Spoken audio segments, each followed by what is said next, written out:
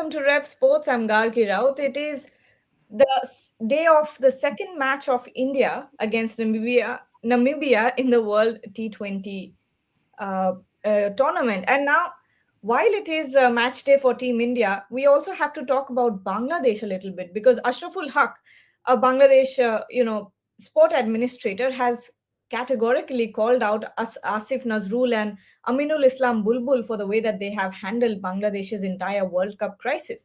There's a lot of things he said, including the fact that in the longer run, when it comes to cricket and cricket diplomacy, it's better to have better ties with India, sides like India, England, Australia, New Zealand, rather than Sri Lanka and Pakistan. The other things he said was that Asif Nazrul has no idea about cricket diplomacy. On the other hand, Aminul Islam Bulbul is naive as a cricket administrator. So there's a lot that was being said. We will play those clips and we will react to it one by one. But joining me today for this conversation is Ashok Nambudiri, Bharat Ramraj, and Vaibhav Tripathi. So we'll play the first one. We'll play the first clip from Ashraful Haque, where he'll talk about BCB and Aminul Islam. Who are the winners? ICC, they have the match on the 15th, their biggest match. India Pakistan. The broadcasters have won because the match na hoto, broadcasters were about to lose between $200 to $400 million. Pakistan লাভ হয়ে গেছে. Pakistan is playing that. হ্যাঁ তাদের জি আমাদের কি লাভ হয়েছে? আমরা নাকি sanction পাবো না, একটা ইভেন্ট পাবো. ইভেন্ট পাবো, এটা either women's event or under 19 event. আমরা because we are already the co-host in the 2031 with India. Right. আমরা co-host আছি. তো আমাদের লাভটা কোথা থেকে হলো এটা? Number 1. Ashok, at this point, it seems like Ashraful Haque is the only sensible voice that is coming out of Bangladesh because of the things that he said.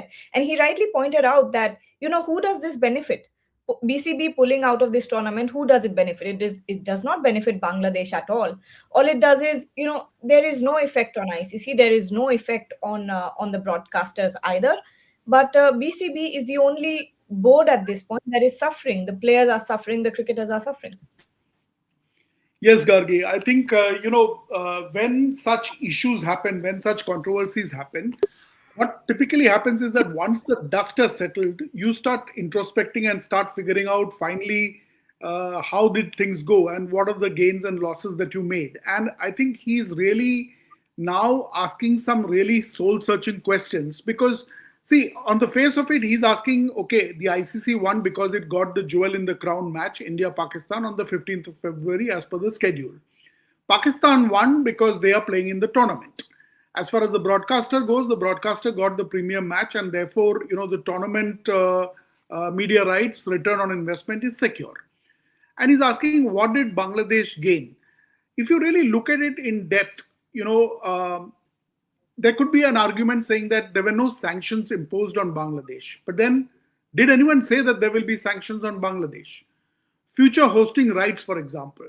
They are anyway set to already host something in 2031. So then, is there a real gain that they made?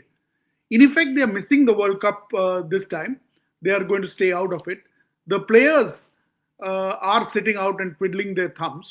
The fans who are known to be vocal, who are known to be expressing their solidarity with the national team and support, they are not there. And we saw a domestic tournament which was organized in lieu of the World Cup, had zero media representatives reporting that tournament. So when you add up the balance sheet and you look at the left side and the right side, the reckoning, in the final reckoning, now it's hitting them hard that they have not really gained anything. And therefore, I'm not surprised that he's asking these really tough questions of the administrators. Absolutely. The other clip here is, here we go. যে আপনি যে আমরা যে এখন একটা বাহাবা নিচ্ছি যে আমরা ওই যে আসিফ নজরুল সাহেব বললেন this is a big achievement. He has no ideas about cricket diplomacy or cricket thing. সে একটা হিজ এ গুণী লোক, অনেক শিক্ষিত লোক, অনেক ভালো লোক, সব দিক দিয়েই ভালো. সেম থিং উইথ বুলবুলের আমি একসাথে কাজ করেছি 10-12 years. I know his capabilities. ও একটা খুব ভালো মেধাবী, খুব ভালো একটা ছেলে, খুব ভালো কাজ করতে পারে, but he is naive as a cricket administrator আমার কাছে যা মনে হয়, because this has been a win win situation for both. আমাদের only we have gained is we have now got a political ally, a political friend in Pakistan. Rohit, Ashraful Haque hitting the nail on the head, calling spade a spade at this point. The points that he's making are the ones that we also have been making from a very neutral perspective. Yes, you have a friend in Pakistan, but in the longer run, how does it help Bangladesh at all? So I think there are quite a lot of points where you can see that what exactly Bangladesh is losing as far as this particular deal is concerned, and what had happened since 3rd of Jan 2026. Because from that point of view, it's and I'm not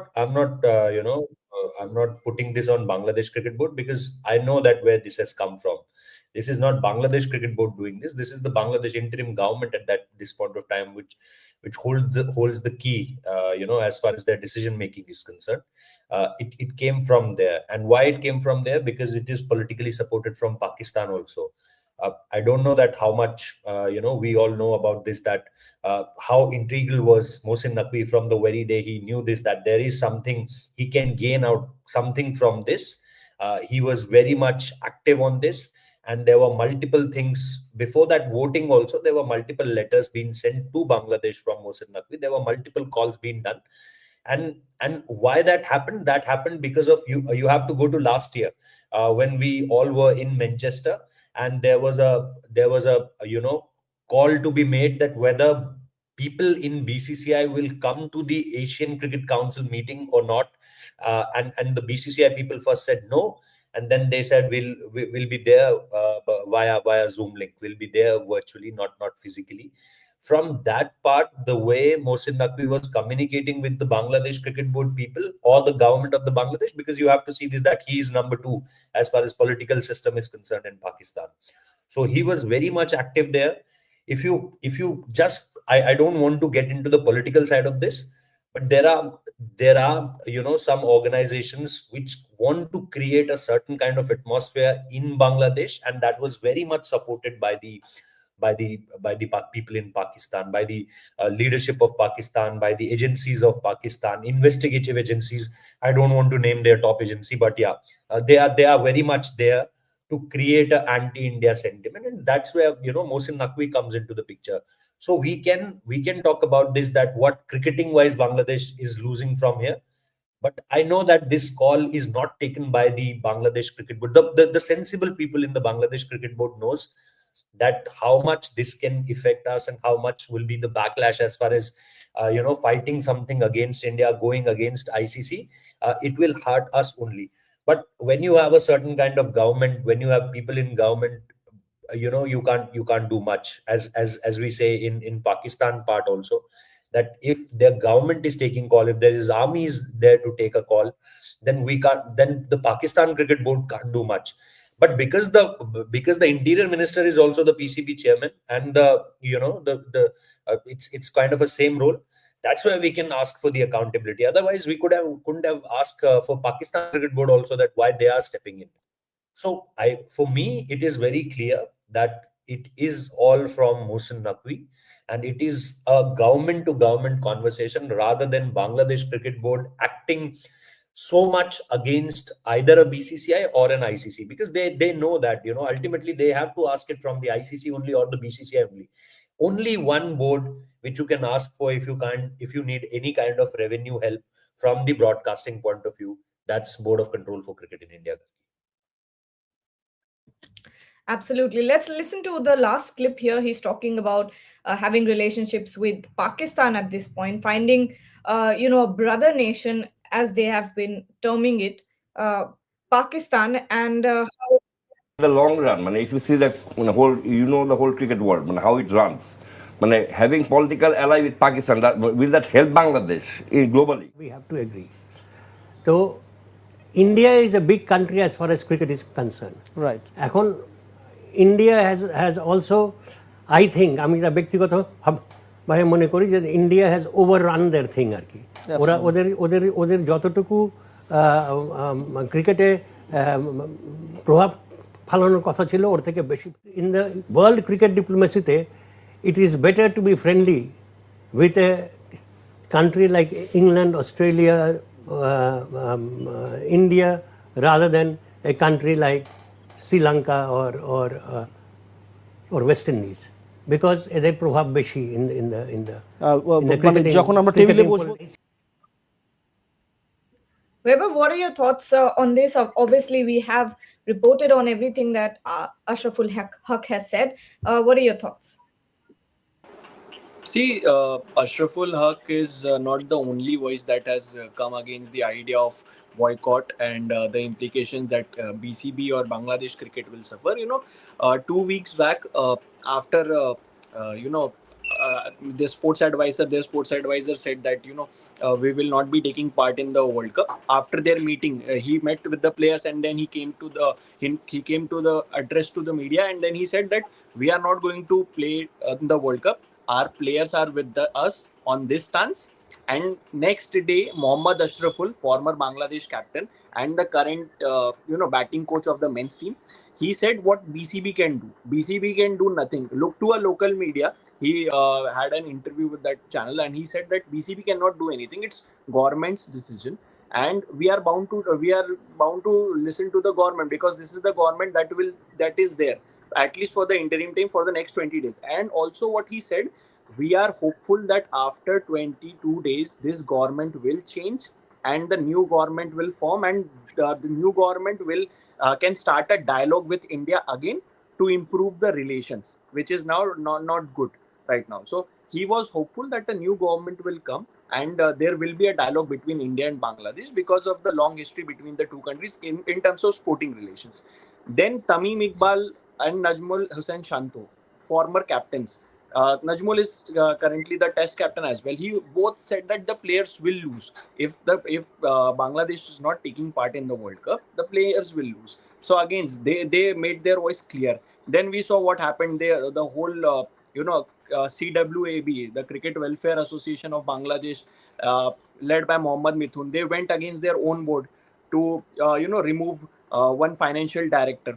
So this is what happened in the last few weeks of Bangladesh, and Bangladesh players in so many ways have opposed their stance. But did the government hear them?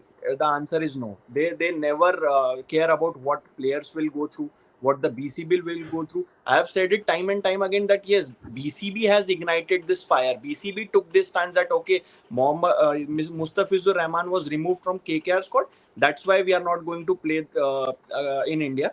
This was the idea of BCB. BCB took the objection first, and then it came to the government. And when the ball came to the government's court, it was never up to BCB. It was always about Bangladesh government saying that how can they do this to us?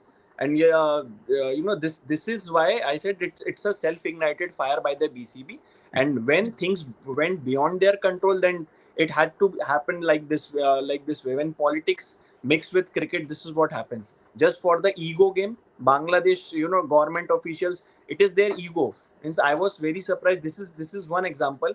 Last year, the sports advisor, who was former sports advisor, I'll just tell you his name as well. He said that Bangladesh will not, I mean, Shakib Al Hasan will never take part for Asif. Bangladesh. He will, yes. So Asif Mahmood, the former sports advisor of Bangladesh, what he said last year, that Shakib won't be representing Bangladesh again. Why? Just because he wished former Prime Minister Sheikh Hasina a happy birthday on her birthday. So this is what you are actually threatening your own player. Your biggest, arguably your Bangladesh biggest player, is not going to represent Bangladesh again just because the interim government is against Shakib. And that is the reason that your best player is currently not even in your country. He's living in US. So that tells you something about the politics and the state of cricketing affairs in Bangladesh right now. As Mohammad Ashraful said, I will echo the same sentiments, that I hope this government will change after a few days. Like I think already the voting and elections are being done in Bangladesh, and whoever takes charge as the new government, they will try to improve the relations, the cricketing ties between with India. Bharat, before we get to talking about tonight's game, last thing is that Asif Nazrul, the sports advisor, ended up blaming the players for Bangladesh's pullout. And that's one of the saddest things that has transpired, because at one point when it was happening, when that meeting between the government, the BCB, and the players was happening, we all had a hunch that this would be the outcome, that at the end, when Bangladesh needs a face saver, they can always look back and say, oh, it were the players that did not want to play. No, it's just a quintessential, typical subcontinental politician. That's what I would say. That is what you generally see in a subcontinent. Finally, throw the players under the bus, find a scapegoat, and that is what he has basically done. Even if you look at the particular players and the meeting between the players and the board, some of the players, I believe, didn't go and attend the meeting. That itself tells that maybe the players were not exactly sure about the kind of route that the board and the government, caretaker government, was taking in relation to boycotting the match, boycotting their matches in the T20 World Cup to be played in India. So that itself tells you the players were not exactly sure about going through that route. And finally, you expect it from a typical subcontinental politician that they will finally throw you under the bus or basically find a scapegoat, and that's what basically has happened here. I think it goes at a very much at a macro level. It's not about the players. Maybe it's beyond the Bangladesh Cricket Board as well. It goes towards the caretaker government, because if you look at the first kind of, what can you say, comment that came from the Bangladesh Cricket Board was about security concerns. They didn't talk about boycott or on those lines. And the very next day, you were seeing in the news that the Bangladesh want to shift their or basically shift their matches to Sri Lanka. They will boycott their matches to be played in India in the T20 World Cup. So there itself, it tells you that the signal has come right from the top, from the Bangladeshi government, and that basically maybe the connecting point is somewhere in Pakistan. I don't want to talk about their agency, whatever it is, and also the Pakistan government goes right down to maybe in courts, field marshal. So the connecting points could be somewhere else. And from there, I think it's come down to the caretaker government, and finally you have to end up blaming the players, and that is what basically happens in the subcontinent. You have to find a scapegoat, and that's what they've basically done. So Yes, can I yes, make a sir. point? While I agree that initially, as far as Bangladesh is concerned, it was a government-led stand saying that security was a threat, and later on, now it's becoming the players issue versus players and the board issue, which is more of an emotional positioning. I agree that this is political. I mean, this is political maneuvering. In light of the elections, you are distancing yourself from the stakeholders. This happens in the subcontinent, completely agree. But you leave the politics aside for a minute. I would still maintain that, what Ashraful Haque is today raising are fundamental questions, saying that have they been sold a pipe dream by Pakistan? Because at the end of the day, they are sitting out of the tournament. Yes, they haven't got sanctions, but nobody really went out and said, we are going to sanction you. And so they are now waking up to the fact that maybe we didn't get anything out of this entire thing, and everybody else has won something, but we've not. And to that extent, he also raises this question in this last video clip, Gargi, that did we then align with the wrong people? Because there are people here who are punching above their weight, and maybe we would have gained if we had aligned with them. And I think politics apart, that is a strategic alignment that he's questioning. What will come out of it, we don't know. But I think it's important to call that out as well. It's gladdening that a sensible voice is coming out of Bangladesh at this point after so many bad decisions. And at the end of the day, it's not the board. The board will recover. The money will be back sometime later, some years later.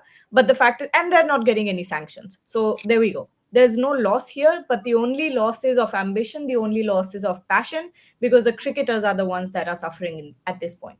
Let's talk about tonight's game a little bit. Vaibhav, yesterday there were a lot of news points of course, one, Tilak Verma coming out and saying that Abhishek Sharma had only been in the hospital for examinations. He has been discharged. Hopefully, he will be back, is what he said. But I have a hunch that Abhishek Sharma will be given a bit of a rest tonight, and it will be Sanju Samson who comes in. The other part was that Jasprit Bumrah bowled full steam, 2 back-to-back sessions for Jasprit Bumrah, so he's fine as well, 100% fit. And the third point was that Namibia had an issue with their schedule when it comes to the practice, because they did not get to practice under lights in both the sessions that happened, match day -1 and match day -2. What are your thoughts about that? It's an absolutely fair ask, but sad that Namibia got to miss out on an under lights practice. Definitely. See, you are going to play an evening game against a top side like India, and then if you're not getting a practice session, it's a fair ask. As a captain, only if you are making this clear in a public forum, then it's fine, because then the authorities, the ones who make the schedule, the ones who make the list of the practice sessions as well, they should be taking care of these things, just because it's a loss for the players. You don't know how much of the dew factor will be there, because in subcontinent conditions, we know that in evening games, dew play a big role. And in these conditions, if you are not going to practice in those conditions like with dew, then obviously you are at the loss. You are not well prepared to take on a big side. Already we know that there is a gap. There is a country mile gap between India and Namibia when it comes to cricket. But it's very unfortunate. Hopefully in future, things will be taken. Things will be handled in a better way when it comes to these things, because you don't want unfairness. In tournaments like this, especially with the these teams, the associate nations who are coming to India for the first time to play a series, because they have the potential. Just they need some practice. Accustomed to the conditions, they get accustomed to the conditions. That didn't happen with Namibia. But coming to Abhishek Sharma, I think I think Team India will rest him for this game, just because they did the same thing with Bumrah as well ahead of the Wankhede, because there were reports. We also reported that Bumrah is not fine. He's having some illness, and that's why they rested him. Mohammad Siraj played the game and he did well. But now Bumrah, as you reported yesterday, that he bowled full tilt, so I'm expecting him to be back. But if there are concerns regarding Abhishek, you have a backup opener is Sanju Samson, and Sanju Samson will also get some game time in future. If anything happens to any batter, then you have only one reserve batter that is there in your squad is Sanju Samson. So he also must be given some game time. I think this is a perfect opportunity. You have a Namibia and Delhi. We know that batting conditions are really good. It's a very small ground. Batting conditions are ideal. So I think Sanju Samson wouldn't have asked for a better opposition and better conditions to make a comeback. So yes, if Abhishek misses out, which I think is going to be the case, then Sanju Samson will definitely come into the side. And obviously Bumrah is definitely, I think he will be playing, and Siraj will be being left out. Rohit, from what Vaibhav has said, 2 points here, and we have been there at the Arun Jaitley Stadium for both the practice sessions, and we have seen the difference in conditions as well. Day before yesterday, we spoke about the dew factor, because there was a lot of dew by the time 9:30 p.m. the practice had ended. By 8 o'clock, the dew had started setting in, but it was quite different yesterday. There was not as much dew as day before yesterday, so there was definitely a change in conditions. And when we talk about the pitches as well, that it's a slightly two-paced wicket. But the second point that I want to talk about is Sanju Samson actually looked really good yesterday in the nets. Day before yesterday, it seemed like it was not Sanju Samson batting at all. He was getting locked up. His footwork was not working. But yesterday, he looked in good touch. He hit some really good clean shots. What are your thoughts? Less I say on Sanju Samson is good for all of us. I'll start with the first thing. For as far as conditions are concerned, Gargi, it was if you talk about day before yesterday, the morning was quite cold. So it directly proportionate to how you see the weather. It was little hazy yesterday also. Day before yesterday, I'm talking about. We had this talk around the haziness of the Arun Jaitley Stadium at somewhere around a later part of twilight. I'm not saying at the early part of the twilight, but when sun is completely settled, then when you watch that structure, that Gautam Gambhir stand structure on the other side of the ground, there's a little bit of haziness was there. So day before yesterday, what had happened is the temperature is little low, and that's why you can see a lot of dew there. Yesterday it was a sunny afternoon. It was a complete Sunday.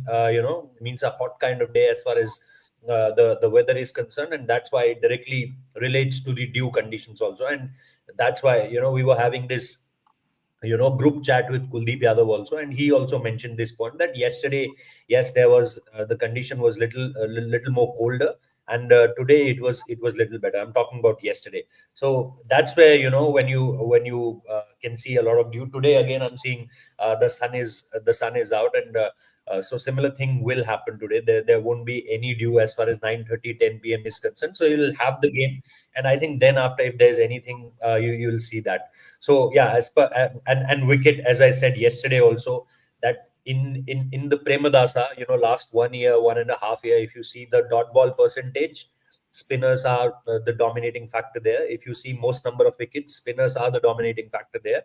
We remember that India versus Sri Lanka ODI series in 2024, Velalage was the man of the series, plus the way Hasaranga bowled, Thikshana bowled, and in this game also, previous game, Sri Lanka versus Ireland game, George Dockrell, you see George Dockrell's bowling, you see again Thikshana's bowling, you see Hasaranga's bowling, you see Velalage's bowling.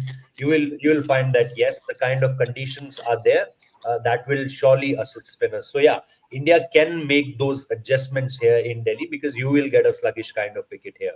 And coming to Sanju Samson, as I said, that day before yesterday, yes, not that kind of start, but I think maybe a captain or a coach or someone in the management had a kind of word with him, because you rightly said on the other day that it was more with the confidence, the kind of thought process he had.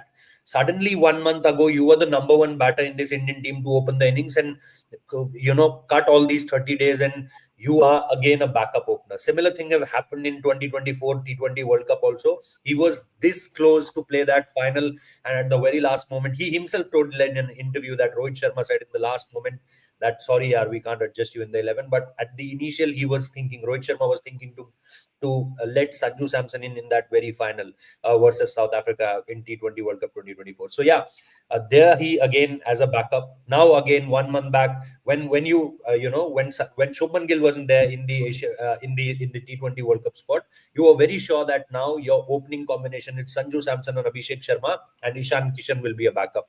Cut this 1 month away, and you have Ishan Kishan, who's your proper opener, and Sanju Samson again on the backup. So yeah, and this is the story. This is basically the 10 years of Sanju Samson.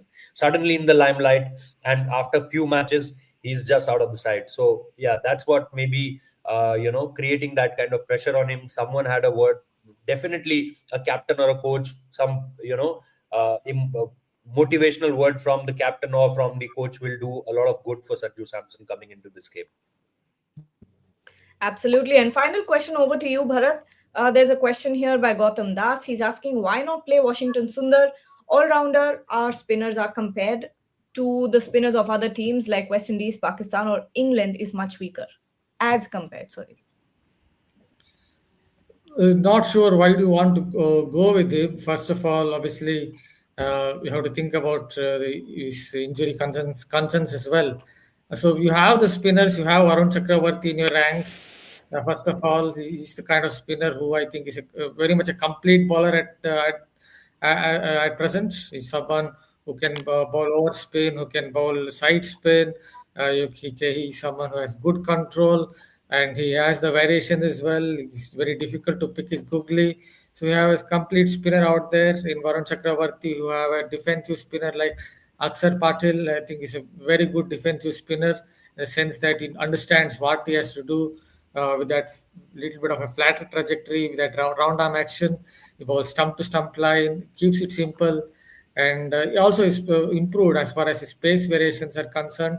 So I think India have a very much well-rounded spin attack, and I don't think you can say their spinners are weaker than any other side, especially when you have someone like Varun Chakravarti in a lineup. Then what exactly you don't need more than that, because I think he's a better spinner than even Rashid Khan in 2026, simply because Varun Chakravarti gets more bounce and Isaban, who I think it's a little more difficult to pick his variations just because of the fact that Rashid Khan has played so many internationals by now that I think batters understand what to do with his googly. But with Varun Chakravarti, it's a little more difficult, not just because of the kind of deceptiveness in his googly, but it also because of the kind of bounce that he gets. So I think India have a very much a well-rounded attack, and I think they will continue with that with those same five bowlers.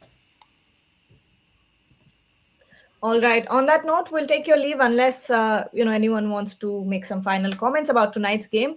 But we will be back at 5, and then we'll be back again at 6 for the pre-match live that we will do, and I will be outside of the Arun Jaitley Stadium to join you all.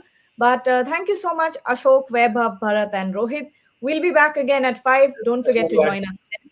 Huh? Just want to add that Rev Sports is in Colombo. Three of our boys are there, already there. Sorry. Shamikda is already there. Yes. So a lot of coverage as far as India-Pakistan will start, I think, from today only. So half of us are in Sri Lanka already, half of us here in Delhi to cover the game, because we can't leave any India game uncovered. That can't happen in a home World Cup. Thank you so much, everyone. We'll be back very